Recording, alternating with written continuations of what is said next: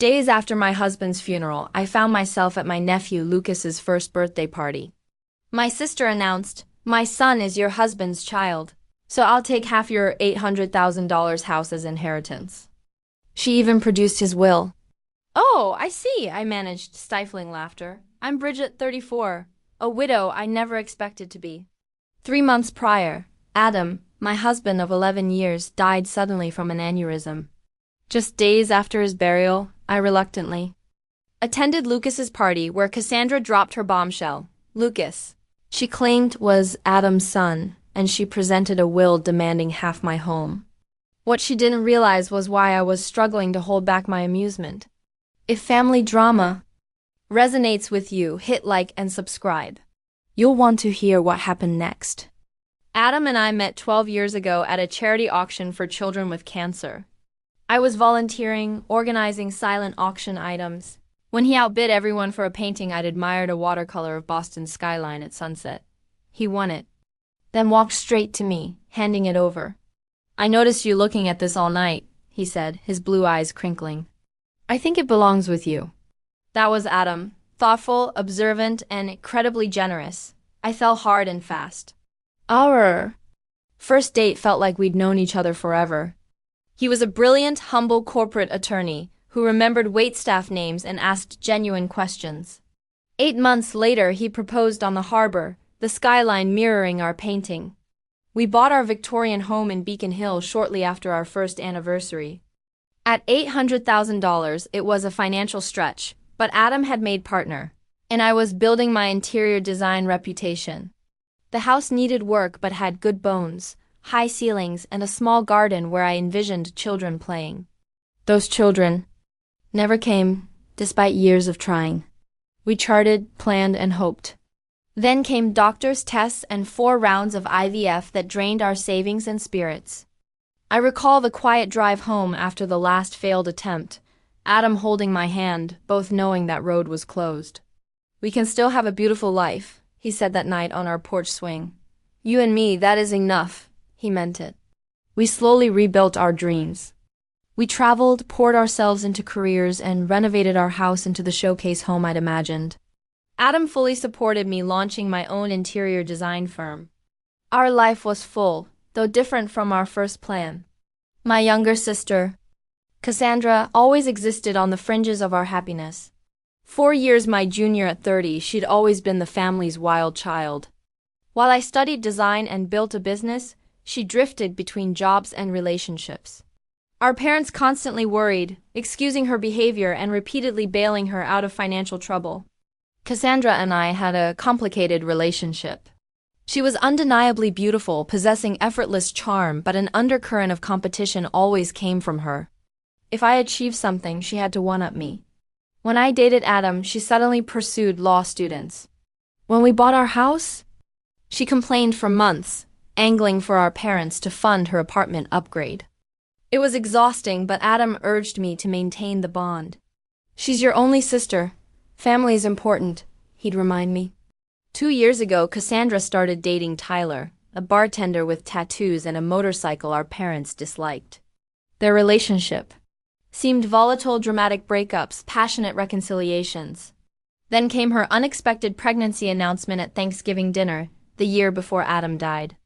I, who had longed for a child, watched her declare her pregnancy with theatrical tears, calling it a miracle of life. I felt a familiar pang of jealousy. After all our struggles, she'd accidentally achieved what we desperately wanted. But I pushed those feelings down, genuinely happy for her, determined to be the best aunt. Lucas was born a healthy 8 pounds 4 ounces. I was at the hospital with flowers and a handmade blanket. Cassandra seemed overwhelmed from the start, often calling me in tears about Lucas's colic or her exhaustion. I stepped in whenever I could, sometimes watching Lucas overnight so she could sleep. Adam was less involved. In retrospect, I thought it was due to our infertility struggles. That bonding with a child not ours might be painful for him. He was always kind when Lucas visited, but maintained a certain distance I never questioned then. Then came that dreadful Tuesday morning. Adam complained of a headache before work. I urged him to stay home, but he dismissed it as just a migraine, insisting on a crucial client meeting. He kissed me goodbye, promising a call after. That call never came. Instead, one from the hospital. By the time I arrived, he was gone. A brain aneurysm. They said nothing could have been done. He was only 36. The next days blurred into arrangements and grief. Cassandra was conspicuously absent, sending texts claiming Lucas was sick or she couldn't find a babysitter. When she did appear at the funeral, she stayed briefly, kept to herself, and left before the reception. I was too numb with grief to think much of it then. A week after Adam's burial, Lucas's first birthday arrived. A children's party was the last thing I wanted, but family obligations prevailed. Adam would want you to go, my mother insisted. Family comes first. So I drove to Cassandra's modest rental house, a wrapped gift beside me, dark circles under my eyes no concealer could hide. I'd barely slept since Adam died. Parking, I took deep breaths, then plastered on a smile. Cassandra's friend, Jenna, opened the door, her eyes widening. "Oh, Bridget, you made it," she said, voice strained. "Everyone's in the backyard." The house was decorated with blue balloons and a "Happy First Birthday, Lucas" banner. I noticed unfamiliar groups whispering. In the kitchen, falling silent as I passed. In the backyard, guests held plastic cups. My parents sat awkwardly. My father rose with relief when he saw me. "Bridget," he said, embracing me, "we weren't sure you'd come." "Of course I came," I replied, placing the gift down. "Where's the birthday boy?" "With Cassandra," my mother said, avoiding my gaze. "They'll be out soon for cake." I mingled awkwardly, deflecting questions. Everyone seemed on edge, conversations stopping abruptly. I chalked it up to people not knowing how to act around a new widow. After 30 uncomfortable minutes, Cassandra emerged, Lucas on her hip. She wore a new dress, hair freshly highlighted. Lucas looked adorable. Cassandra barely acknowledged me, placing Lucas in his high chair. She seemed energized, almost giddy. Tapping a spoon against her cup, she called for attention. "Thank you all for coming to celebrate Lucas's special day," she began. "This past year has been full of surprises and challenges, as many of you know." Guests exchanged glances. My mother became engrossed in her shoes. "I've been keeping a secret," Cassandra continued, hand on Lucas's head. "One I can no longer hide, especially after recent events." A chill ran down my spine. Something was terribly wrong. "Lucas is not Tyler's son," she announced, her eyes finding mine. "He is Adam's." The world stopped.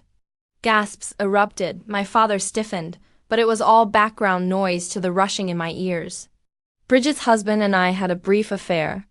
2 years ago, Cassandra continued, her voice steady and rehearsed. "It was a mistake, a moment of weakness. We never meant to hurt anyone, but these things happen." I stood frozen, unable to process. My sister was claiming she'd slept with my husband, that her son, my nephew, was Adam's. It was so absurd I nearly burst out laughing.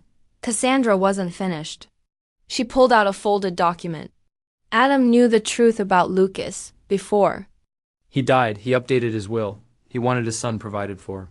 This will states half of the house Adam and Bridget owned should go to Lucas as his biological child. Every eye turned to me. Pity, morbid curiosity, discomfort. My parents looked stricken. Then, to everyone's surprise, a smile tugged at my lips. Not a happy smile, but the kind that surfaces when something is so outrageously false it becomes comical. I pressed my lips together, trying to contain the inappropriate laughter bubbling up inside me. "Oh, I see," I finally said, my voice calm and even. I sipped water, buying time to push down the urge to laugh in my sister's face. "May I see this will, Cassandra?" Her confident expression faltered. She hadn't expected this. Slowly, she handed me the typed document with what appeared to be Adam's signature. I scanned it, instantly noting inconsistencies. The formal language was all wrong, nothing like Adam's legal documents. And the signature, while similar, was clearly forged. The connecting stroke between A and D was off, the final flourish too. Pronounced. I carefully folded the paper and handed it back. "Thank you for sharing. I think I need to go now." "That's it?" Cassandra asked, confusion evident. "You're not going to say anything else?" "Not right now," I replied calmly, gathering my purse. This is Lucas's day. We can discuss this privately later. I said goodbye to my shell-shocked parents, promising to call soon. As I walked to my car, I heard murmurs. The party atmosphere was shattered. Safely inside my car, out of view, I finally let out the laugh I'd been suppressing. It started small, then grew, tears streaming down my face. Not joy, but a strange mix of grief, anger, and incredulous disbelief at my sisters. Audacity. Because Cassandra didn't know something. Something Adam and I had never shared. Something that made her elaborate lie not just hurtful, but impossible. The truth about Adam and Cassandra began 3 years ago, long before Lucas was conceived. We'd invited her for dinner to celebrate her new job, her longest employment. Adam had prepared lasagna. We'd opened wine. It was pleasant until I took a 20-minute work call. When I returned, the atmosphere had changed. Adam looked uncomfortable. Cassandra was closer, hand on his arm, laughing. I thought nothing of it then. She was affectionate and wine flowed. But later that night, as we got ready for bed, Adam seemed troubled. "There's something I need to tell you," he said. "I don't want problems between you two, but I also don't want to keep secrets." He explained that while I was on the phone, Cassandra made a pass at him inappropriate comments, suggesting he deserved someone who truly appreciated him. When he rebuffed her, she laughed it off as a joke. I was hurt but not surprised. Cassandra always pushed boundaries. We decided to dismiss it as an isolated incident, but it wasn't. Over months, Cassandra found ways to touch Adam when I wasn't looking, sent borderline flirtatious texts, and once showed up at his office uninvited for lunch. Each time, Adam gently but firmly maintained boundaries and told me immediately. After the office incident, we confronted my parents. It didn't go well. They suggested Adam misinterpreted friendly gestures, that Cassandra looked up to him as a brother. My mother even suggested Adam was flattered and exaggerating. That night, Adam and I decided to distance ourselves from Cassandra without a family rift. We declined invitations with her, ensured we were never alone, and Adam blocked her number after a particularly suggestive late-night message. Then came the medical issue that changed everything. Adam had weeks of pain before seeing a urologist. Diagnosis: a varicocele, an enlargement of veins in the scrotum, requiring surgery. The procedure went well, but a complication led the doctor to recommend a vasectomy during the same surgery due to the extensive varicocele and recurrence risk. It was a difficult decision, given our fertility struggles, but right for Adam's health. The vasectomy was performed 2 years before Lucas was conceived. We kept this private. Even our parents didn't know. After years of invasive questions about our childless status, we'd learned to protect our reproductive privacy. Only Adam, myself, and his doctors knew. After Adam's surgery, during his recovery, he made a prediction that seemed paranoid then. "Cassandra isn't done," he said, sitting in our garden with an ice pack. I laughed it off, but Adam was serious. The next week, he scheduled an appointment with our family attorney, James Wilson. I accompanied him as Adam detailed Cassandra's behavior and his recent medical procedure. James recommended documenting everything: unwanted advances, medical records confirming the vasectomy, even Cassandra's texts and emails. "You never know what might become relevant," James advised. "Better to have documentation and never need it than wish you had it later." We followed his advice, creating a file of everything related to the situation. Adam also properly updated his will through official channels, ensuring everything would pass to me upon his death. James kept copies, and we placed the originals in a bank safety deposit box. "Just in case," Adam had said when we locked the box, though I planned to be around to deal with any of Cassandra's drama for at least another 50 years. The morning after Lucas's birthday, I drove straight to the bank. The manager, who knew Adam and me for years, offered condolences as he led me to the vault. I sat alone in the small viewing room, opening the box Adam and I had filled with what he jokingly called our disaster preparation kit. Inside was exactly what I needed: Adam's legitimate will, notarized and properly executed, leaving everything to me. Medical records detailing his vasectomy 2 years before Lucas's conception, making it biologically impossible for him to be the father. Adam's journal documenting every inappropriate interaction with Cassandra, including dates, times, and exact quotes. Printed copies of texts she'd sent him. And a letter from our attorney confirming he'd witnessed Adam's legitimate will and was available to verify its authenticity. At the bottom was a sealed envelope with my name in Adam's familiar handwriting. With trembling fingers I opened it and read, "My dearest Bridget, if you are reading this, something has happened to me, and you've needed to access these documents. I hope it's many years from now, when we're old and gray and Cassandra's antics are a distant memory. We laugh about. But if not, if the worst has happened and she's tried to hurt you in my absence, please know I tried to prepare for every possibility. Use these documents to protect yourself. I know how much you value family, how loyal you are to those you love, but you deserve protection from those who would take advantage of that beautiful heart of yours. I love you beyond words, beyond time. Whatever happens, know that. Adam." Tears streamed down my face as I read his words, feeling his love. And protection reached me even after death. My practical, thoughtful husband had anticipated this, not necessarily the specific scenario, but the possibility Cassandra might try to use his death to her advantage. I carefully returned everything to the box except what I needed: copies of the medical records, the legitimate will, and selected journal entries. I called James Wilson and scheduled an afternoon appointment. His Boston office, a converted brownstone, exuded old money and discretion. I'd only been there a few times with Adam, but the receptionist recognized me, her expression softening. "Mrs. Preston," she said, "Mr. Wilson is expecting you. My condolences for your loss."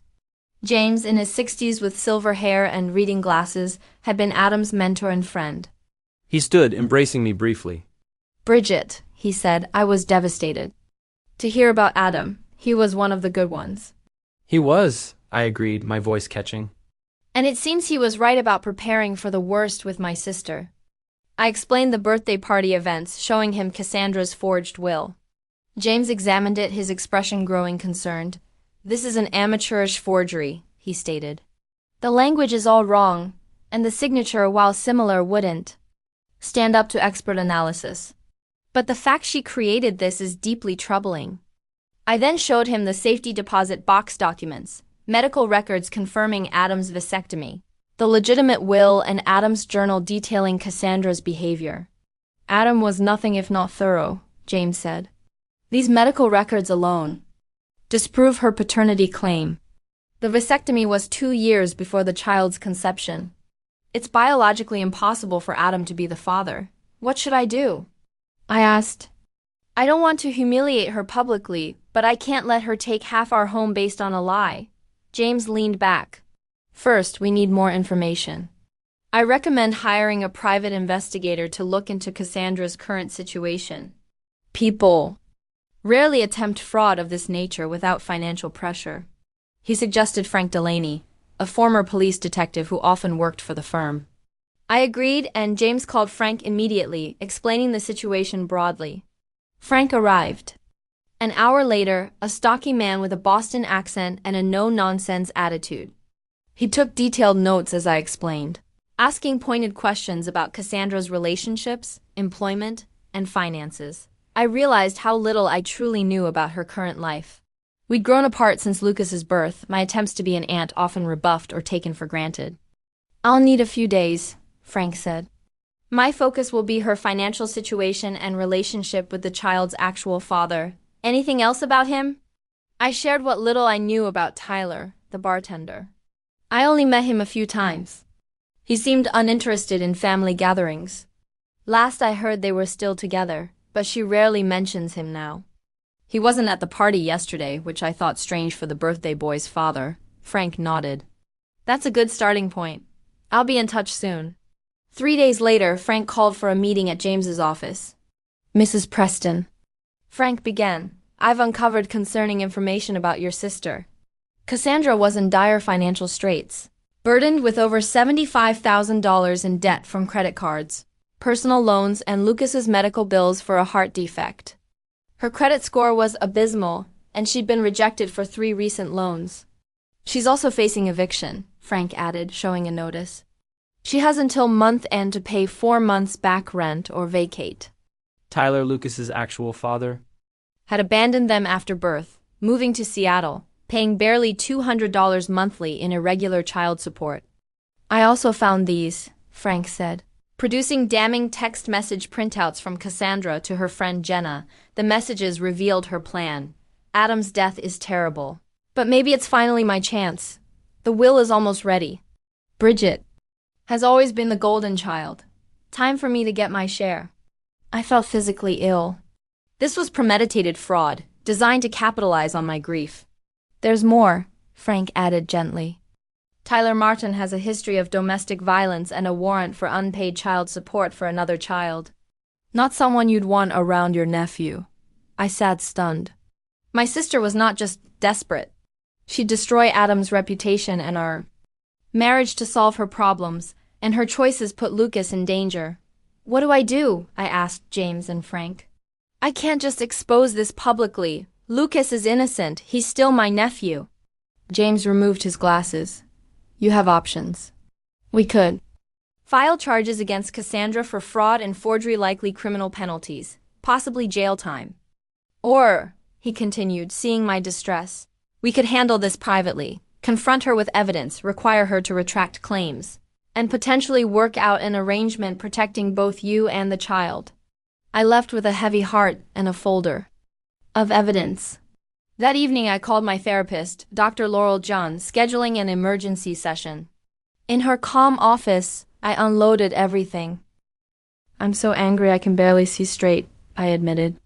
But Lucas is just a baby, none his fault. And Cassandra is still my sister, Dr. Chun listened.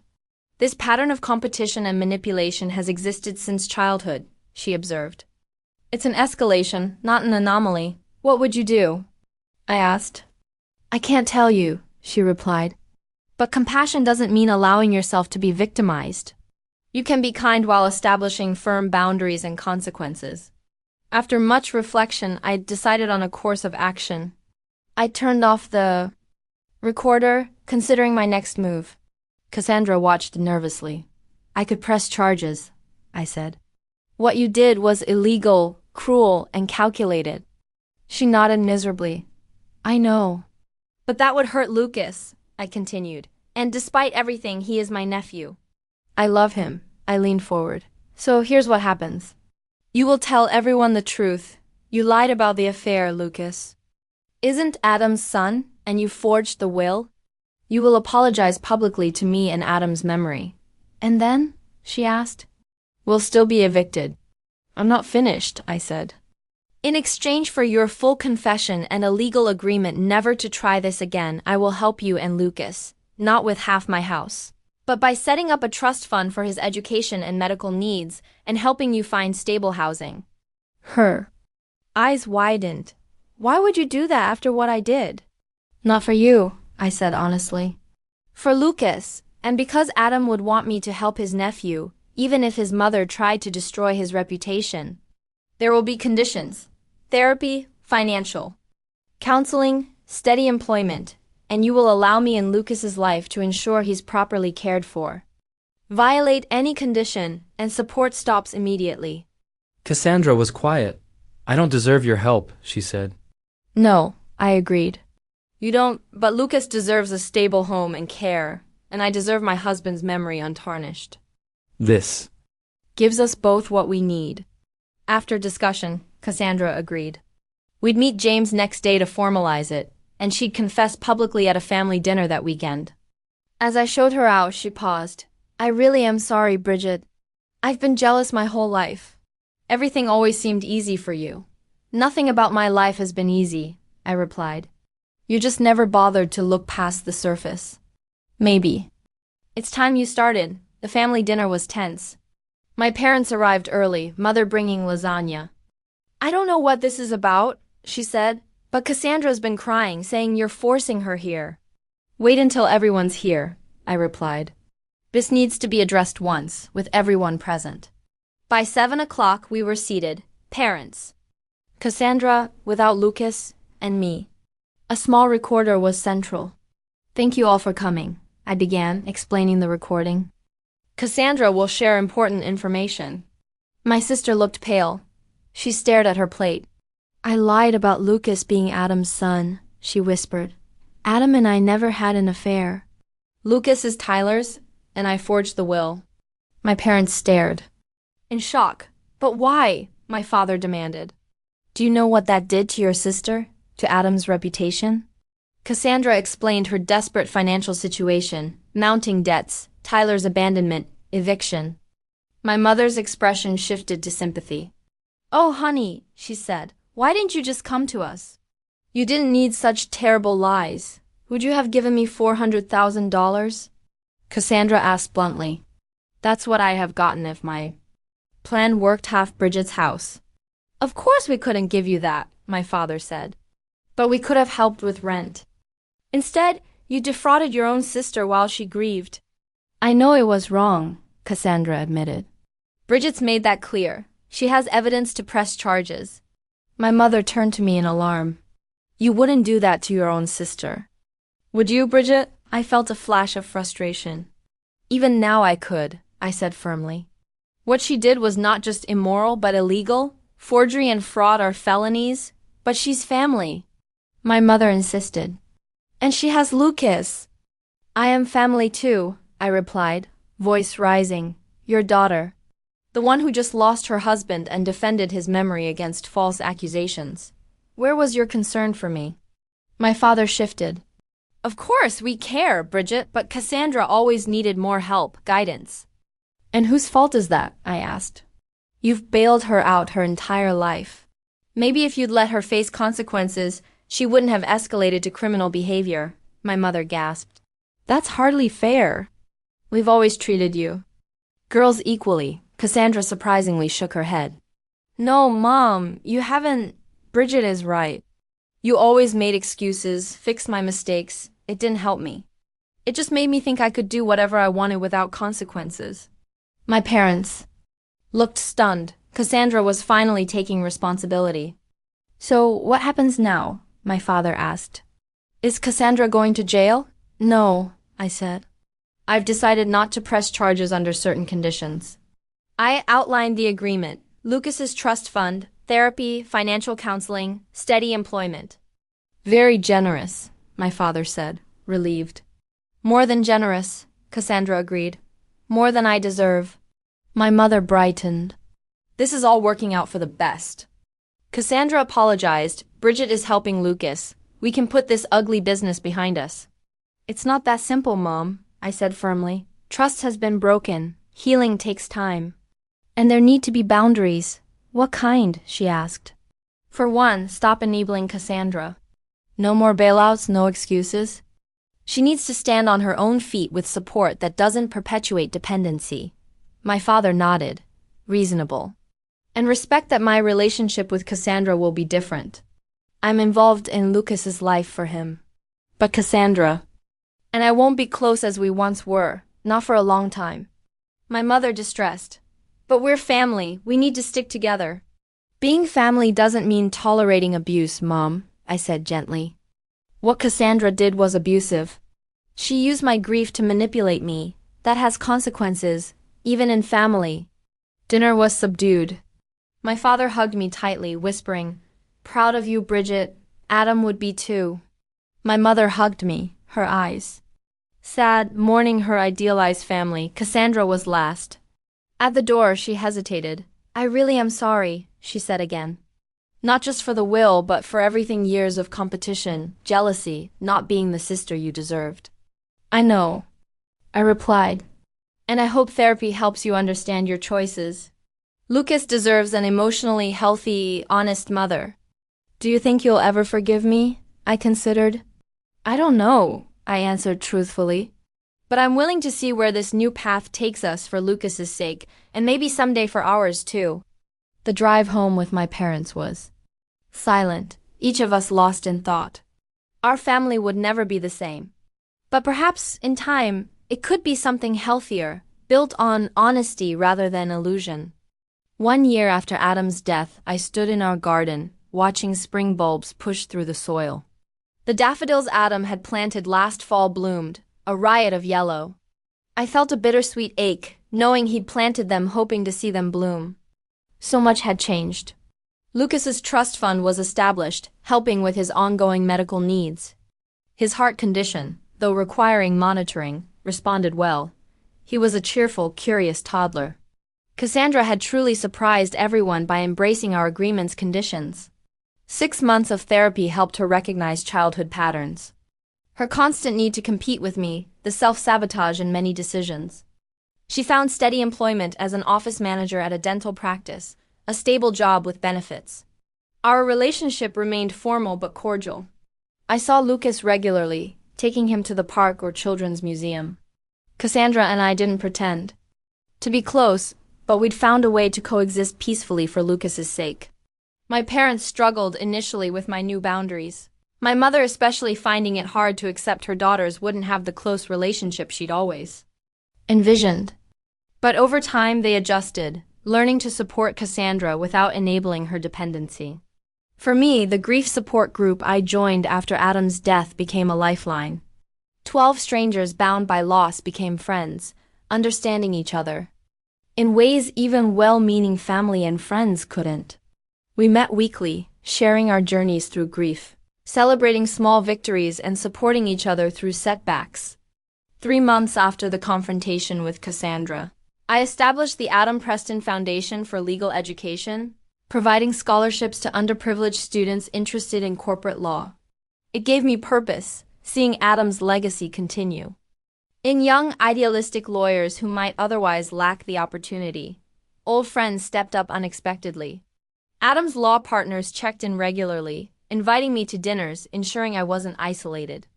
My college roommate, Sarah, flew from Chicago monthly just to spend weekends. And then there was Michael.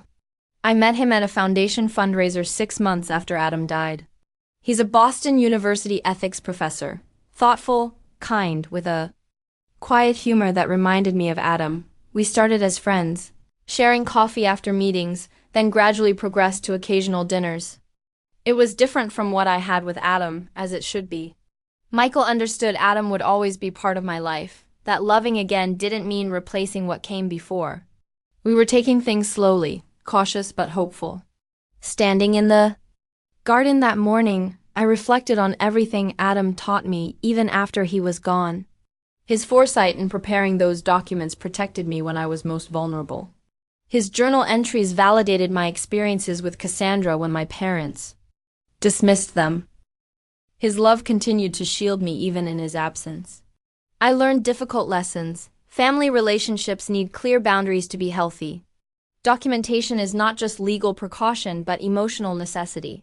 Forgiveness doesn't mean forgetting or allowing harmful patterns. And sometimes, those we expect to protect us are the ones we need protection from. But I also learned about my own strength. I faced Cassandra's betrayal, navigated legal complexities, and made difficult decisions, all while processing my husband's devastating loss. I found a way to honor Adam's memory while building a new life. The daffodils swayed, resilient. After winter. Grief is like that too, not a straight line but seasons, each with challenges and unexpected beauties. I wasn't the same person after Adam's death, after Cassandra's betrayal. I was stronger, more cautious, ultimately more authentic in approaching relationships and boundaries. Sometimes the most painful betrayals force us to find strength we never knew we had, I said softly to Adam's garden. You couldn't have known what would happen after you were gone. But somehow you prepared me to face it. And in that way, your love protects me still. Turning to go inside, I felt a peace long absent. Not because grief was gone, it never truly would be, but because I found a way to carry it alongside hope for the future. Adam gave me that gift, teaching me that love endures even when the person is gone, that preparation and honesty are acts of profound caring. If there's one thing I'd share with anyone facing family betrayal, protect yourself with documentation. And boundaries. Those who truly love you will respect them. Those who don't were never safe. Have you had to establish difficult boundaries with family? Thanks for watching. Take care. Good luck.